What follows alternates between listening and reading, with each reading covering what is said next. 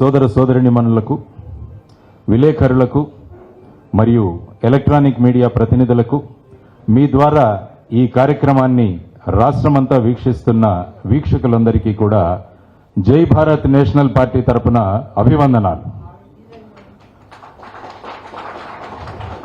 మన దేశంలో ఇప్పుడున్న రాజకీయ పరిస్థితులు మీ అందరికీ తెలుసు, నాకు కూడా తెలుసు, ప్రపంచం మొత్తానికి కూడా తెలుసు. అయోమయ స్థితిలో దాదాపు దేశమంతా కూడా ఉంది. రాజకీయాలంటే ప్రజల్ని మోసగించడమే అనుకుంటున్న పరిస్థితులలో రాజకీయాలంటే సుపరిపాలన అని సిద్ధం చేయడానికి జై భారత్ పార్టీ పుట్టింది.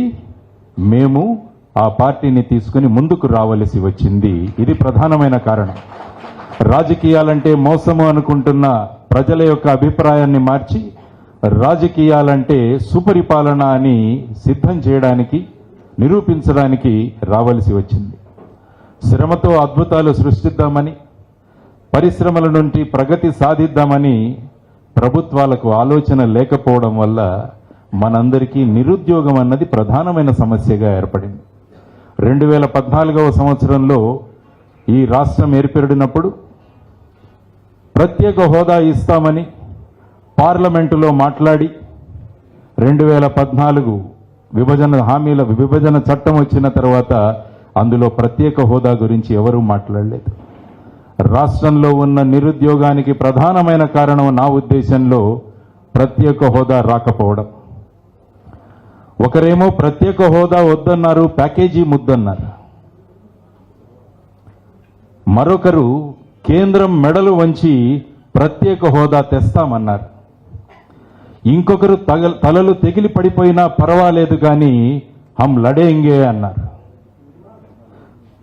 హోదా రాలేదు, ప్యాకేజీ రాలేదు, మెడలు వంగలేదు, తలలు తెగి పడింది లేదు. మనకు మిగిలింది నిరుద్యోగం. మన రాష్ట్రానికి మిగిలింది నిరుద్యోగం. ఇక్కడ చదువుకున్న పిల్లలు హైదరాబాద్కి, బెంగళూరుకి ఇటు వెళ్ళిపోతుంటే దాని గురించి ఎవరూ మాట్లాడలేదు. 3 సార్లు మనకు అద్భుతమైన అవకాశం వచ్చింది.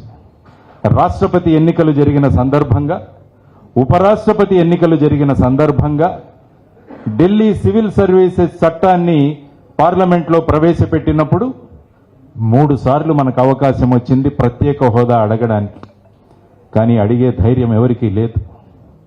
కానీ మళ్ళా దాన్ని ఎలక్షన్ ముద్దాగా తీసుకొచ్చి మళ్ళా ప్రత్యేక హోదా కోసం పోరాడతామని మళ్ళా చెప్పబోతున్నారు.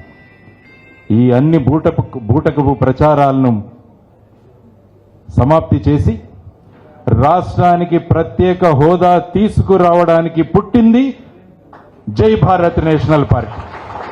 ప్రత్యేక హోదాను ఎలాగైనా తీసుకొస్తాం. మేము ఎవరికి తలలు వంచము, ఎవరికి సాష్టాంగ ప్రమాణాలు కూడా చేయమని మీ అందరి సమక్షంలో నేను తెలియజేస్తున్నా. చట్టంలోని రాజ్యం అన్న తలం